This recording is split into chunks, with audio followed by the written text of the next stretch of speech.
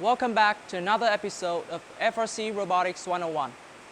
I'm Ming from FRC Team 6520 Greenams Robotics Team. I guess this is the end of the journey for those of you who are following along with the series and also for the production process.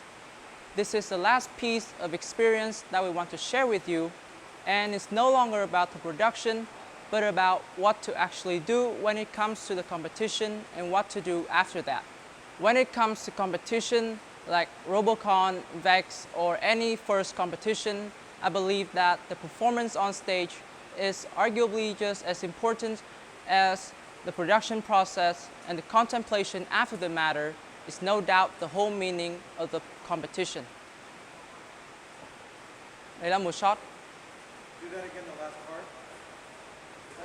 Làm lại. Từ, nói từ đầu luôn á. Ơ, em nhìn rồi mà.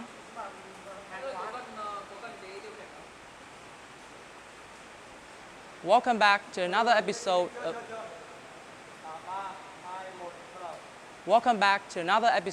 FRC Robotics 101. I'm Ming from FRC Team 6520 Greenams Robotics Team. I guess this is the end of the journey for those of you who are following along with the series and also for the production process. This is the last piece of experience that we want to share with you, and it's no longer about the production process, but about what to actually do when it comes to the competition and what to do after that. When it comes to competition like VEX, Robocon, or any first competition, I believe that the performance on stage is arguably just as important as the production process, and the contemplation after the matter is no doubt the whole meaning of the competition. So for anyone who wants to go to a competition like this, keep in mind that a good driver is as important as a good robot. The driver himself can make up to half of the team's success. And a good robot with a bad driver is no better than a bad robot with a good driver. I bet that if you've gone to one of these competitions, you've seen a fair share of robots that are bare bones but somehow move on further than you did. Our first year in FRC was 2017. We made a ragtag bot from only the kit with parts. The materials given to you for promotional purposes, but we did our best out of the 3 seasons because the drive practice time was so abundant since it literally took a week for the robot.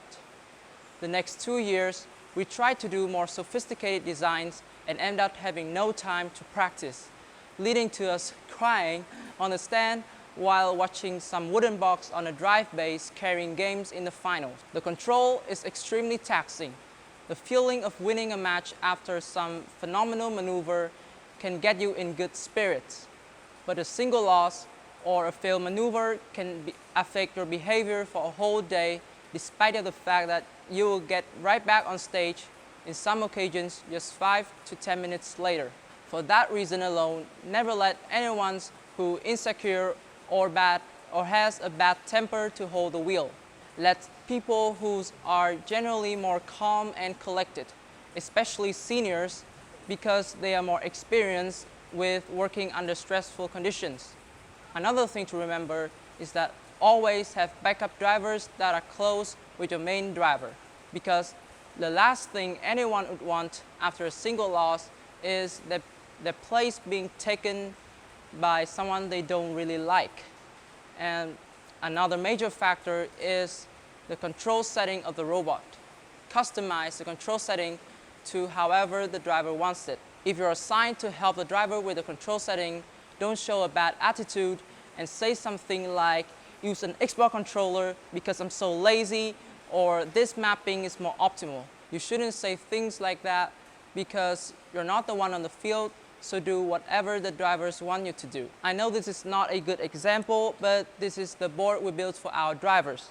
It's a complicated board with a number of buttons similar to that of a controller. The drive system is a driving wheel, which is not much more convenient than a 2 analog sticks, but we have to do whatever so he can perform well.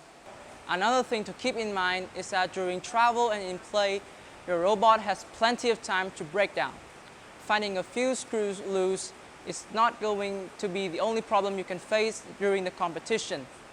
It's quite common for parts to be bent, dented, broken in collision with other teams, the field, or even worse, your own teammates.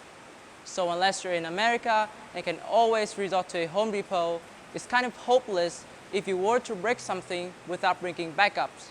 So make sure to bring some spare parts, especially for extruding mechanisms, because they are most likely to be damaged. Prepare also things and make sure to have them to make the parts first and have them ready for assembly. Prepare also things like a trolley for transporting the robot and tools around, a strategy guide for you to communicate with other teams, a scout format to look out for the ability of other teams. All of these are not apparent to new team, and I'm sure that to whatever competition you join, there will be additions like these, so please reach out to more experienced teams to know what you need to prepare for the competition. Finally, you're at the end of it all, coming home with some bomb mass award. But it's not time for you to rest yet, because this is not the end of your journey. Whatever you're doing is still just a student competition, and there will be others taking after your steps and competing again next year. This is a time for you to cement the knowledge you've learned and help others who will soon follow you. This is time to make documentation like a technical binder if you haven't made one before. A tech binder is a recap of the thoughts and decision-making process of your team throughout the whole project.